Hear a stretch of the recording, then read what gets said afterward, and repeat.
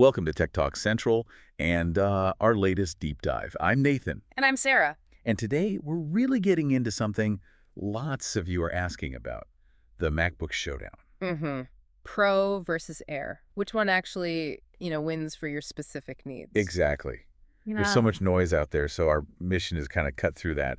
We want to dig into the real nuggets of insight on these latest M4 machines. yeah, find out what really separates them beyond the spec sheet. Let's peel it back then. Okay, so it's a great comparison to make right now, especially with these M4s. What's really interesting, I think, is how Apple's clearly defined the purpose for each one, even though they share some, core tech. Right, it's about that design philosophy. Like, take the 2025 MacBook Air. Mm-hmm. The 15-inch M4 model, it really feels built for speed and lightness, but like sustainable speed. Uh-huh. Perfect for blasting through your normal work, school stuff, general productivity. Yeah. People keep saying it's lightning fast for those daily things. And the battery life gets mentioned a lot too, right? Super long lasting. Oh, totally. Plus, that sleek, beautiful design and being fanless, that's huge for some people.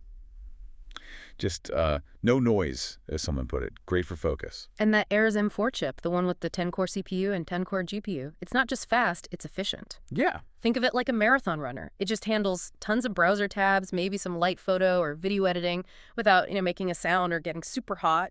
Good analogy. Quiet environments, libraries. Yeah. Perfect. Exactly.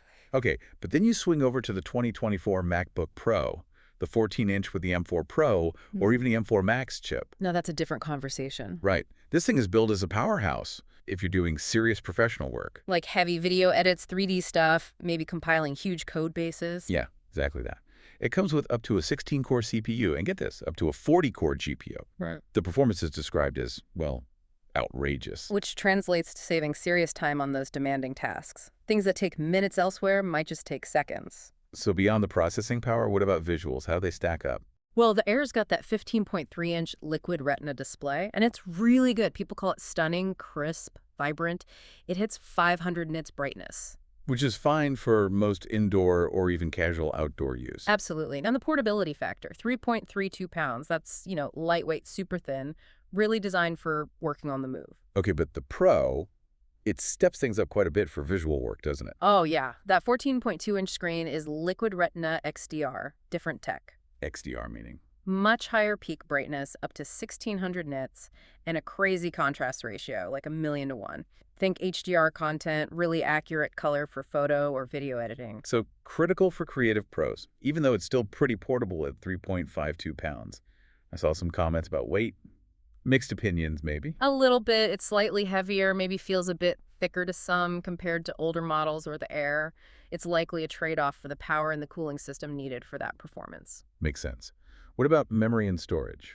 I'm Well- plugging things in. Okay, so the Air gives you up to 24 GB bottle of unified memory. That's that super fast shared memory Apple uses. Right, CPU and GPU shared directly. Yeah. Very responsive. Exactly. And up to 2 TB of SSD storage. Connectivity-wise, you get 2 Thunderbolt 4 ports, MagSafe for charging, and a headphone jack. Pretty standard, pretty good. But the Pro really expands on that for the heavy users. Massively. You can go from 24 GB all the way up to 128 GB of unified memory. Oh. Yeah, and up to 8 TB of storage. That's for, enormous project files, multiple virtual machines, you name it. And more ports too, right? Yep. 3 Thunderbolt 5 ports, even faster. Plus an SD card slot, which photographers love, an HDMI port, and headphone jack. Oh, and the M4 Max version can drive up to 4 external displays. So you can build a proper desktop setup around it. Those ports make a real difference. Definitely. Now, one thing they both have, which is a big deal. Apple Intelligence. Exactly. Both the Air and Pro are built for Apple Intelligence. That's Apple's personal AI system.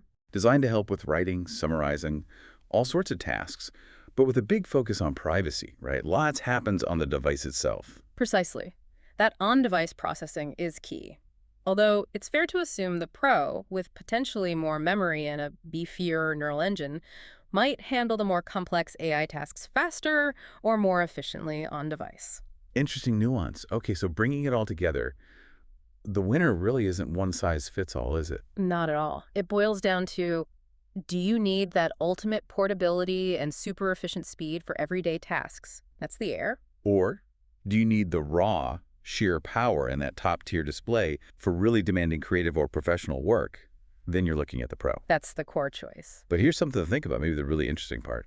How do you future-proof this decision? It's a big investment. That's a great point. You shouldn't just think about what you need today. Consider where your work, or maybe your hobbies, might be heading in the next, say, 3 to 5 years. Ah, so if you think you might get into serious video editing later, maybe the Pro is the smarter long-term bet, even if the Air handles today's needs. Potentially, yeah. Or if you know you'll always prioritize lightness and battery for travel, the Air remains compelling. That foresight.